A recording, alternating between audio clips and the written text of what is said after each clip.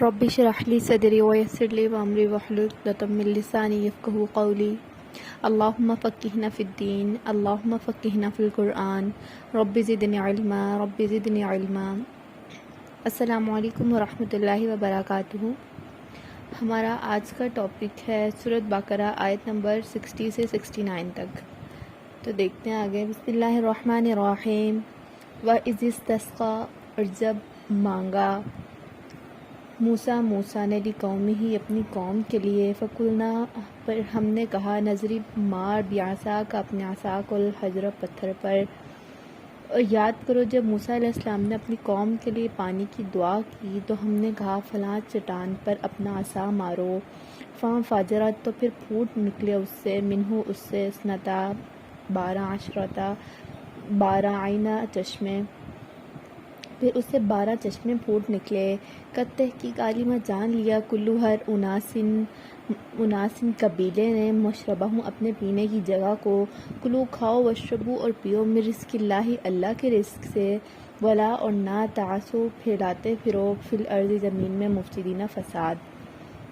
ہر قبیلے نے جان لیا کہ کون سی جگہ اس کے پانی لینے کی ہے۔ اس وقت یہ ہدایت کر دی گئی تھی کہ اللہ کا دیا ہوا رزق کھاؤ پیو اور زمین میں فساد نہ پھیلاتے پھرو۔ تو یہ جو چٹان کا ذکر ہوا یہاں پر، وہ چٹان ابھی بھی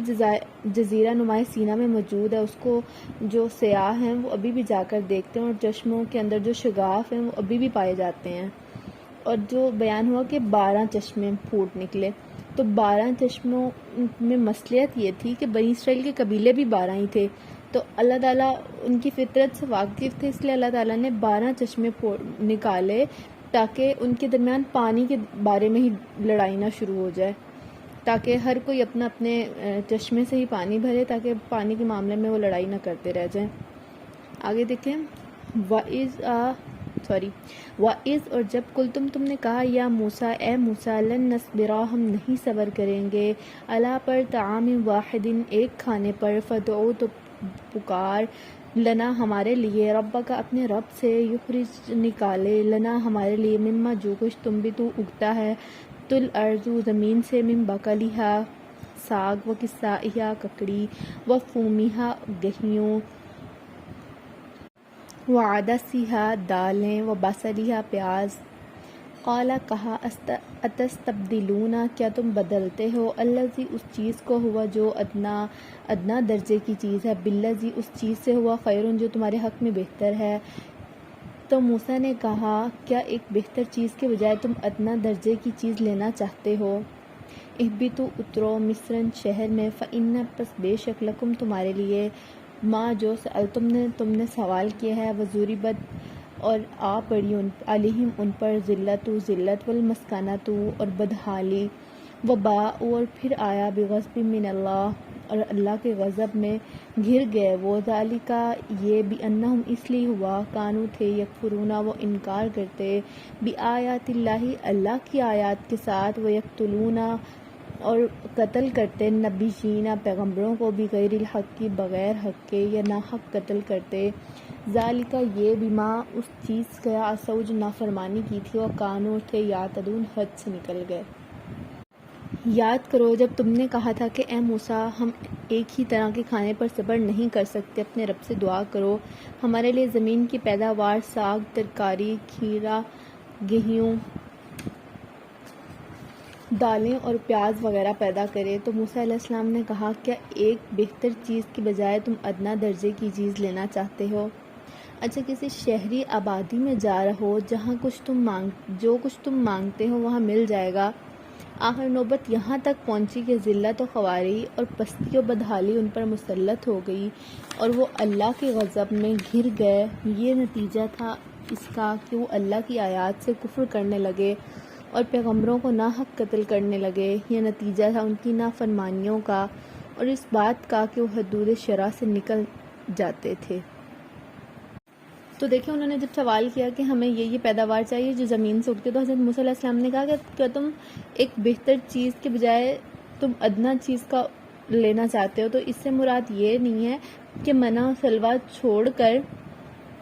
جو تمہیں بے مشقت مل رہا ہے وہ چیزیں مانگ رہے ہو جن کے لیے کھیتی باڑی کرنی پڑے گی، بلکہ مطلب یہ تھا کہ جس بڑے مقصد کے لیے تمہیں بھیجا جا رہا ہے، جس مقصد کے لیے تمہیں اس صحرا میں گھمایا جا رہا ہے، تو اس کے مقابلے میں کیا تم کو کوئی اور لذت اتنی زیادہ مرغوب ہے کہ اس مقصد کو چھوڑنے کے لیے تم تیار ہو گئے ہو؟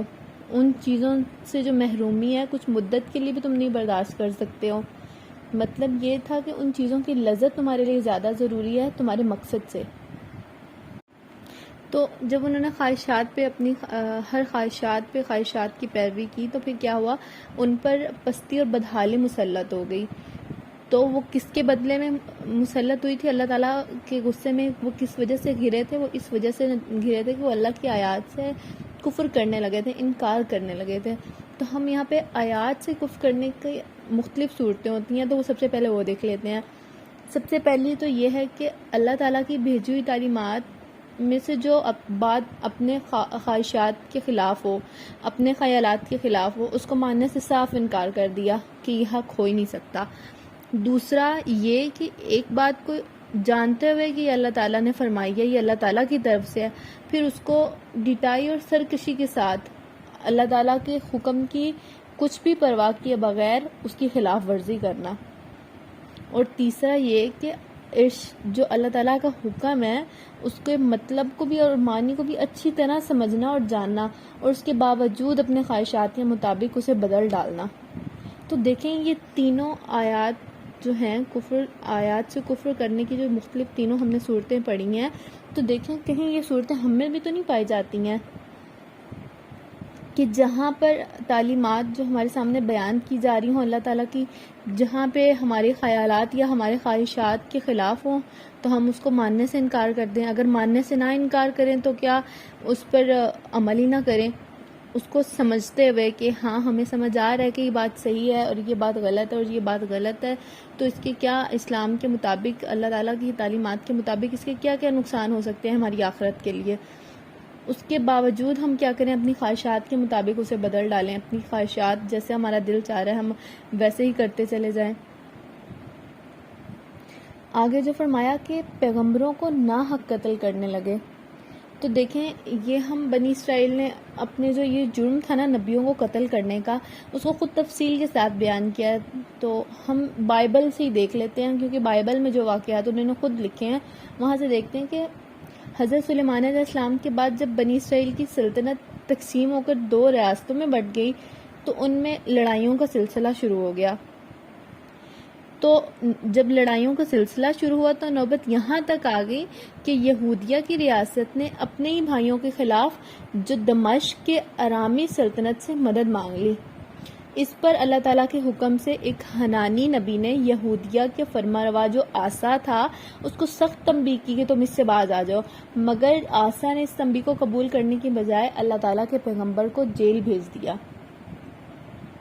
اور اسی طرح دیکھیے ایک اور مثال ہمیں ملتی ہے کہ حضرت الیاس علیہ السلام نے جب بت کی پرستش پر یہودیوں کو ملامت کی اور ان کو توحید کی دعوت دی اور ان کو کہا کہ اللہ کی طرف واپس لوٹ آؤ، ان بتوں کی پرستش سے رک جاؤ، تو جو سامریہ کا اسرائیلی بادشاہ تھا اخیب، وہ اپنی جو اس کی مشرک بیوی تھی اس کی خاطر اس کے لیے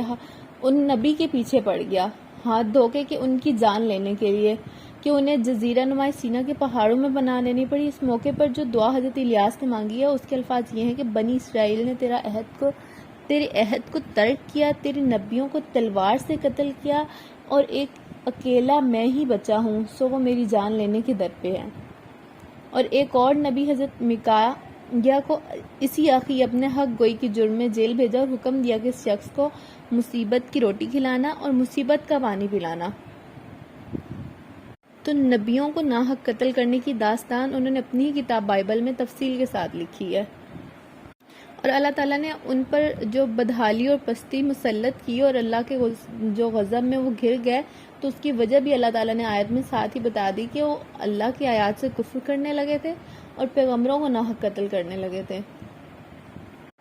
آگے دیکھتے ہیں ان الذین بے شک جو لوگ آمنوا ایمان لائے والذین اور جو لوگ ہادو یہودی ہوئے والنصارى اور عیسائی والصابئین اور صابی من جو آمنہ ایمان لائے باللہ اللہ پر والیوم الآخری اور آخرت کے دن پر وعاملہ اور عمل کرے صالحا نیک فلہم تو پھر اس کے لیے اجرہم اجر ہے عند ربہم اس کے رب کے پاس ولا اور نہ خوف خوف ہوگا علیہم ان پر ولا اور نہ ہم وہ یحزنون غمگین ہوں گے۔ تو دیکھیں یہاں پر اللہ تعالیٰ کا مقصد یہ نہیں ہے کہ بتانا، مقصد یہ نہیں ہے کہ کن کن باتوں کو آدمی مانے گا اور کن کن اعمال پر عمل کرے گا تو اللہ کے ہاں اجر کا مستحق ہوگا۔ ہاں وہ بھی ہم پڑھیں گے، وہ بھی اللہ تعالیٰ تفصیل سے ہمارے سامنے پیش کریں گے، لیکن یہاں پر اللہ تعالیٰ یہودیوں کی اس غلط فہمی کو دور کر رہے ہیں کہ وہ لوگ سمجھتے تھے، وہ اس غلط فہمی میں مبتلا تھے کہ ان کے گروہ کا اللہ سے کوئی خاص رشتہ ہے جو دوسرے انسانوں سے نہیں ہے۔ تو جس گروہ کا تعلق یہودیوں سے ہوگا یا عیسائیوں سے ہوگا یا صابیوں سے ہوگا تو وہ خواہ عمل اور عقائد کے لحاظ سے کیسے ہی ہوں، ان کے لیے نجات جو ہے ان کا مقدر ہے، اور جو باقی تمام انسان ہیں جن کے گروہ سے باہر ہیں وہ صرف جہنم کا ایندھن بننے کے لیے پیدا ہوئے ہیں۔ تو اس غلط فہمی کو دور کرنے کے لیے اللہ تعالیٰ فرما رہے ہیں کہ اللہ کے ہاں اصل چیز تمہاری یہ گروہ بندیاں نہیں ہیں، بلکہ وہاں جو کچھ اعتبار ہے وہ ایمان اور عمل صالح ہے۔ جو انسان بھی یہ چیز لے کر جائے گا وہ اپنے رب سے اجر پائے گا۔ تو اللہ تعالیٰ ان کی غلط فہمی کو دور کریں کہ اللہ کے ہاں، میرے ہاں یا خدا کی عدالت میں فیصلہ آدمی کی صفات پہ ہوگا، نہ کہ تمہاری جو مردم شماری کے رجسٹر ہیں جو تمہاری طرف سے بنی ہوئی گروہ بندیاں ان کے اوپر ہوگا۔ تو اسی بات سے ہم اپنا بھی ایک دفعہ جائزہ لے لیتے ہیں کہ ہم جو گروہوں میں بٹ گئے ہیں، سنی اور وہابی اور شیعہ اور مطلب کافی گروہ ایسے بن گئے ہیں، اور وہ سمجھتے ہیں کہ ہمارا ہی گروہ جو ہوگا، ہماری جو جماعت ہوگی یہی سیدھے راستے پہ ہے، یہی بالکل جو کچھ بیان کرتی ہے وہ بالکل ٹھیک ہے، بلکہ نہیں۔ اللہ تعالیٰ جب ہمارا حساب کتاب ہوگا تو یہ نہیں کہا جائے گا کہ وہ کون سی جماعت سے تھا یا وہ کون سی جماعت سے تھا، بلکہ ہمارا اندراج جو ہے وہ مسلمان کے طور پہ ہوگا، ہمیں مسلمان کے ہونے کے مطابق پوچھا جائے گا، اور ہمارے اعمال جو ہوں گے، ہمارے اعمال کا دار و مدار بھی ہمارے اس پہ نہیں ہوگا کہ ہمارے گروہ نے کیا، ہمارے گروہ کے جو بڑے تھے انہوں نے ہمیں جو بتایا ہم نے وہ کیا، بلکہ ہمارے نبی نے جو ہمیں بتایا ہم نے وہ کرنا ہے، ان کی تعلیمات پر عمل کرنا ہے۔ تو وہاں یہ نہیں پوچھا جائے کہ تم نے فلاں جماعت سے بیعت لی یا نہیں لی، وہاں یہ سوال ہوگا کہ تم نے اسلام قبول کیا کہ نہیں کیا، نبی صلی اللہ علیہ وسلم کو آخری نبی مانا کہ نہیں مانا، جو تعلیمات تمہیں قرآن پاک میں بیان کی گئی تھی تم نے اس پر عمل کیا کہ نہیں کیا، اس کے متعلق سوال ہوگا۔ آگے دیکھتے ہیں وَإِذْ اور جب اخذنا ہم نے لیا میثاقکم تم سے عہد، ورفعنا اور ہم نے بلند کیا فوقکم تمہارے اوپر طور کو، خذوا پکڑو ما جو آتیناکم ہم نے تمہیں دیا ہے بقوت قوت، واذکروا اور یاد کرو ما جو فیہ اس میں لعلکم شاید کہ تم تتقون پرہیزگار بن سکو۔ یاد کرو وہ وقت جب ہم نے طور کو تم پر اٹھا کر تم سے پختہ عہد لیا تھا اور کہا تھا کہ جو کتاب ہم تمہیں دے رہے ہیں اسے مضبوطی کے ساتھ تھامنا، اور جو احکام و ہدایات اس میں درج ہیں انہیں یاد رکھنا، اسی ذریعے سے توقع کی جا سکتی ہے کہ تم تقویٰ کی روش پر چل سکو گے۔ تو دیکھیں یہ جو تم واقعہ اللہ تعالیٰ بیان جس طرف اشارہ کر رہے ہیں کہ جب ہم نے طور کو تم پر اٹھا کر تم سے پختہ عہد لیا تھا، تو اس واقعے کو قرآن پاک میں مختلف مقامات پر جس انداز میں بھی بیان کیا گیا اس سے یہ بات صاف ظاہر ہو جاتی ہے کہ اس وقت بنی اسرائیل میں سے کہ یہ بنی اسرائیل کا ہی مشہور و معروف واقعہ تھا، لیکن اب اس کی تفصیلی کیفیت معلوم کرنا ہمارے لیے مشکل ہے۔ بس مختصر یوں سمجھنا چاہیے کہ پہاڑ کے دامن میں میثاق لیتے وقت ایسی خوفناک صورتحال پیدا کر دی گئی تھی کہ ان کو ایسا معلوم ہوتا تھا کہ گویا پہاڑ ان پر آ پڑیں گے۔ ایسا ہی نقشہ اللہ تعالیٰ نے قرآن پاک کریم میں سورۃ اعراف میں بھی اسی کی طرح کا کھینچا ہے۔ تو ہمیں اس کی زیادہ تفصیل میں نہیں جانا چاہیے، بلکہ بس اتنا ہی مختصر سمجھ لینا چاہیے کہ ہم نے طور کو تم پر اٹھا کر، اس سے مطلب اتنا جلال تھا، اتنا خوفناک صورتحال پیدا ہو کے کر دی گئی تھی کہ ان کو لگ رہا تھا کہ پہاڑ ان کے اوپر کسی بھی ٹائم آ کے گر جائے گا۔ ثم پھر تولیتم تم پھر گئے، من بعد ذالک اس کے بعد پھر تم پھر گئے، فلو اگر لا نہ فضل اللہ اللہ کا فضل نہ ہوتا، علیکم تم پر، ورحمتہ اور اس کی رحمت، لکنتم تو تم ہوتے من الخاسرین خسارہ پانے والوں میں سے۔ مگر اس کے بعد تم اپنے عہد سے پھر گئے، اس پر بھی اللہ کے فضل اور اس کی رحمت نے تمہارا ساتھ نہ چھوڑا، ورنہ تم کبھی کے تباہ ہو چکے ہوتے۔ وَلَقَدْ اور البتہ تحقیق علمتم تم نے جان لیا، الذین ان لوگوں کو، اعتدوا جو حد سے نکل گئے، منکم تم میں سے فی السبت سبت کے معاملے میں، فقلنا پھر ہم نے کہا لہم ان سے، کونوا ہو جاؤ قردۃ بندر، خاسئین ذلیل یا پھٹکار پڑے ہوئے۔ پھر تمہیں اپنی قوم کے ان لوگوں کا قصہ تو معلوم ہی ہے جنہوں نے سبت کا قانون توڑا تھا، ہم نے انہیں کہہ دیا کہ بندر بن جاؤ اور اس حال میں رہو کہ ہر طرف سے تم پر دھتکار پڑتی اور پھٹکار پڑے۔ دیکھیں اس آیت میں سبت کا قانون پہ وضاحت بیان کی گئی ہے، مطلب سبت کے قانون کے بارے میں ہم پڑھیں گے۔ جو سبت یعنی ہفتے کا دن، تو یہ بنی اسرائیل کے لیے قانون مقرر کیا گیا تھا کہ وہ ہفتے کو آرام اور عبادت کے لیے مخصوص رکھیں۔ اس دن کو، اس دن کسی قسم کا دنیاوی کام، حتیٰ کہ کھانا پکانا یا پھر خود کام کرنا یا اپنے خادموں سے بھی کام لینا منع تھا۔ تو اس باب میں یہاں پر تقییدی احکام تھے کہ جو شخص اس مقدس دن کی حرمت کو توڑے گا وہ واجب القتل ہے۔ لیکن جب بنی اسرائیل پر اخلاقی زوال آئے اور ساتھ ہی دینی زوال بھی آیا، تو انہوں نے علل اعلان مطلب ظاہری طور پہ جو سبت کا قانون تھا اس کی خلاف ورزی کرنی شروع کر دی تھی۔ یہاں تک خلاف ورزی شروع کر دی تھی کہ ان کے ہاں عام کھلم کھلا سبت کے روز مطلب ہفتے کے دن تجارت ہونے لگی تھی، اور کچھ لوگ تو ایسا کرتے تھے کہ وہ جمعے کو اگر جو مچھلیاں وغیرہ پکڑتے تھے اس کا کام کرتے تھے، وہ جمعے کو جال لگا لیتے تھے، اور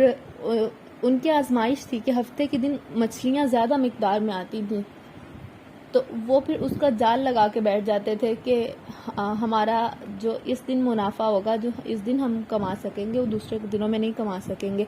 تو وہ اس دن بھی انہوں نے اپنی کام کرنا شروع کر دیا تھا، اپنی کمائی کا ذریعہ شروع کر لیا تھا۔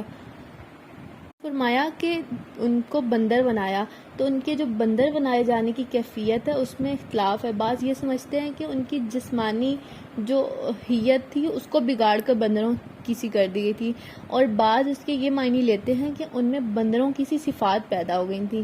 لیکن قرآن پاک کے جو الفاظ ہیں، جو قرآن پاک کا انداز بیان ہے، اس سے ایسا ہی معلوم ہوتا ہے کہ یہ مسخ جو تھی اخلاقی طور پہ نہیں تھی بلکہ جسمانی طور پہ تھی۔ آگے دیکھیں، فجعلنا پھر بنا دیا، نکالن عبرت، لما جو بینا یدیہا ان کے پہلے اور بعد والوں، پہلے لوگوں کے لیے، وما خلفہ ان کے بعد والے لوگوں کے لیے، وموعظۃ النصیحت للمتقین پرہیزگاروں کے لیے، ان کے انجام کو زمانے کے لوگوں اور بعد کے آنے والی نسلوں کے لیے عبرت اور ڈرنے والوں کے لیے نصیحت بنا دیا۔ وَإِذْ اور جب قالا کہا موسیٰ نے لِقَوْمِهِ اپنی قوم سے، ان اللہ بے شک اللہ تعالیٰ یأمرکم تمہیں حکم دیتا ہے، ان یہ کہ تذبحوا تم ذبح کرو، بقرۃ گائیں، قالوا کہا اتتخذون کیا تو بناتا ہے ہم سے ہزوا مذاق، قالا کہا اعوذ باللہ میں پناہ مانگتا ہوں اللہ کی، ان یہ کہ اکونا میں ہو جاؤ من الجاہلین جاہلوں میں سے۔ پھر وہ واقعہ یاد کرو جب موسیٰ علیہ السلام نے اپنی قوم سے کہا کہ اللہ تمہیں ایک گائے ذبح کرنے کا حکم دیتا ہے، کہنے لگے کیا تم ہم سے مذاق کرتے ہو؟ موسیٰ علیہ السلام نے کہا میں اس سے خدا کی پناہ مانگتا ہوں کہ میں جاہلوں کی سی باتیں کروں۔ قالوا تو کہنے لگے دعو تو پکار ہمارے لیے، لنا ہمارے لیے، ربک اپنے رب سے، یبین کہ وہ واضح کر دے، لنا ہمارے لیے، ما ہیا کہ وہ کس قسم کی ہو، قالا فرمایا انہ بے شک وہ، یقولو کہتا ہے، انہا بے شک بقرۃ گائیں، لا نہ فارض بوڑھی ہو، ولا بکرن اور نہ بچیا ہو، اوان درمیان، بینا ذالک اس کے درمیان کی عمر کی ہو، ففعلوا تو پھر کرو ما تؤمرون جس کا تمہیں حکم دیا جا رہا ہے۔ تو جب حضرت موسیٰ علیہ السلام نے اپنی قوم سے کہا کہ تم گائیں ذبح کرو، تو ان کے دلوں میں تو گائیں کی پرستش کا مرض تھا نا، تو وہ ان کے لیے مشکل تھا کہ وہ گائیں کو ذبح کریں۔ تو اس لیے پھر وہ سوال پہ سوال کرتے جا رہے تھے کہ اچھا اپنے اللہ سے پوچھو کہ وہ کس قسم کی گائیں ہو. تو ان کو بتایا گیا کہ نہ وہ بوڑھی ہو نہ ہی بالکل بچیا ہو، بلکہ درمیان قسم کی درمیانی عمر کی گائیں ہوں. پھر قالو کیا کہا ادع لنا پوچھ لنا ہمارے لیے ربا کا اپنے رب سے، یبین کہ وہ واضح کر دے لنا ہمارے لیے ما لونہا اس کا رنگ کیسا ہو. پھر کہنے لگے اپنے رب سے یہ اور پوچھ دو کہ اس کا رنگ کیسا ہو. قال موسیٰ علیہ السلام نے کہا انہو بے شک وہ یقول فرماتا ہے انہا بے شک بقرۃ گائیں صفراء زرد رنگ کی گائیں ہونی چاہیے، فاقع گہرا ہو، لونہا اس کا رنگ تسر الناظرین جو خوش کرنے والا ہو دیکھنے والے کو. قالوا ادع لنا تو پھر کہا پوچھ لنا ہمارے لیے ربا کا اپنے رب سے، یبین کہ وہ واضح کرے لنا ہمارے لیے ما ہیا کہ وہ کس قسم کی ہو. ان البقرہ بے شک گائیں تشابہ مشابہ ہو گئی ہے علینا ہم پر، و ان اور بے شک ان اگر شاء چاہا اللہ نے لمہتدون تو ہم ہدایت پانے والوں سے ہوں گے. پھر بولے اپنے رب سے صاف صاف پوچھ کر بتاؤ کیسی گائیں مطلوب ہیں، ہمیں اس کے تعین میں اشتباہ ہو گیا ہے، اللہ نے چاہا تو ہم اس کا پتہ پا لیں گے. قالا کہا انہو بے شک وہ یقولو کہتا ہے انہا بے شک بقرۃ گائیں لا ذلول نہ پھاڑتی ہو، تثیر الارض ذلول خدمت نہیں لی جاتی، تثیر الارض اور نہ پھاڑتی ہو زمین، ولا اور نہ تسقی الحرث اور جو نہ پانی کھینچتی ہے، مسلمۃ اور بے داغ ہو، لا ناشیۃ داغ ہو فیہا اس میں. اور موسیٰ علیہ السلام نے جواب دیا اللہ کہتا ہے کہ وہ ایسی گائیں ہیں جس سے خدمت نہیں لی جاتی، نہ زمین جوتتی ہے نہ پانی کھینچتی ہے، صحیح سالم اور بے داغ ہے. قالو کہنے لگے آنا اب جیتا آیا ہے بالحق کی حق کے ساتھ، فذبحوہا پھر ہم ذبح کریں گے، وما اور نہ کادو ہم وما اور نہ کادو کرتے یفعلون ایسا وہ کرتے نظر نہ آتے تھے. اس پر وہ پکار اٹھے کہ ہاں اب تم نے ٹھیک پتہ بتایا ہے، پھر انہوں نے اسے ذبح کیا ورنہ وہ ایسا کرتے معلوم نہ ہوتے تھے. تو دیکھیں یہ واقعہ بیان جب کیا گیا تو اس میں دیکھیں کہ ان کی آزمائش تھی، اللہ تعالیٰ نے ان سے آزمائش لی تھی کہ کیا ان کے دلوں میں ایمان پوری طرح سے اتر بھی چکا ہے کہ نہیں. تو اللہ تعالیٰ نے اس کو اس طرح سے امتحان لیا کہ اللہ تعالیٰ نے سب سے پہلے اس بت پر اس معبود پر ضرب ماری جس کی وہ پہلے سے پرستش کرتے تھے، جس کا ان کے دلوں میں محبت اور عقیدت تھی. تو اللہ تعالیٰ نے کہا کہ اسی کو ذبح کرو. پھر انہوں نے اس بات کو اس گائے کو ذبح کرنے سے ٹالنے کے لیے سوال پہ سوال کیے. پھر اللہ تعالیٰ نے ٹھیک اسی پر جیسے اسی قسم کی جو خاص سنہری گائیں تھی جسے اس زمانے میں پرستش کے لیے مختص کیا جاتا تھا، اس پر انگلی رکھ کے بتا دیا گیا کہ اسے ذبح کرو. پہلے تو حکم دیا گیا تھا ان کو کہ تم گائیں ذبح کرو، صرف گائیں ذبح کرنے کا حکم دیا گیا تھا. لیکن جب انہوں نے ٹالنا شروع کیا، جب انہوں نے ٹالنے کی کوشش کی کہ ہم یہ نہ ذبح کریں، جب انہوں نے سوال پہ سوال کرنے شروع کر دیا تو ان کے سوال انہی پہ بھاری پڑے. ان کی جو سنہری گائیں تھی اس وقت جو پرستش کے لیے مختص تھی اسی پر بتا دیا، اشارہ کر دیا گیا، انگلی رکھ کے بتا دیا گیا کہ اس قسم کی گائیں ذبح کی جائے. تو لیسن تو ہمارا آج کا ہم نے شروع میں بولا تھا کہ 69 تک کریں گے، لیکن یہ واقعہ 71 آیت تک پورا ہو رہا تھا تو اس لیے آج ہم نے 71 آیت نمبر تک کر لیا. تو بس آج کے لیے اتنا ہی کافی ہے. اللہ تعالیٰ سے دعا ہے کہ اللہ تعالیٰ ہمیں بنی اسرائیل کے تمام واقعات سے اپنے لیے بھی عبرت پکڑنے کی اور نصیحت لینے کی توفیق عطا فرمائے. وما علینا الا البلاغ المبین.